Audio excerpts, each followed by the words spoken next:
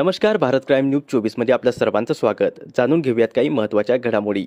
राज्याच्या राजकारणातील मोठी बातमी. केंद्रीय गृहमंत्री तथा भाजपचे वरिष्ठ नेते अमित शहा आज कोल्हापूर दौऱ्यावर आले आहेत.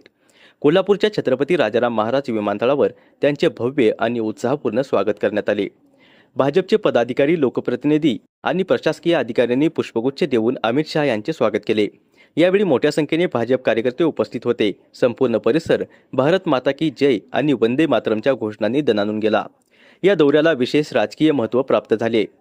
आगामी निवडणुकीच्या पार्श्वभूमीवर पश्चिम महाराष्ट्रातील राजकीय समीकरणे आणि महायुतीची रणनीती यावर महत्त्वपूर्ण चर्चा होणार असल्याची माहिती सूत्रांनी दिली आहे. कोल्हापूर, सांगली आणि सातारा या भागातील संघटनात्मक बांधणी, जागा वाटप आणि विरोधकांना उत्तर देण्यासाठी अमित शहा स्थानिक नेत्यांसोबत बैठक घेणार आहेत.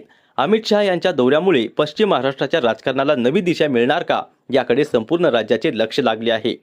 अशाच ताज्या आणि विश्वासार्ह बातम्यांसाठी भारत क्राईम न्यूज 24 ला लाईक, शेअर आणि सबस्क्राईब करा. भारत क्राईम न्यूज 24 साठी कार्यकारी संपादक, महाराष्ट्र राज्य, दिलीप तुरंबे.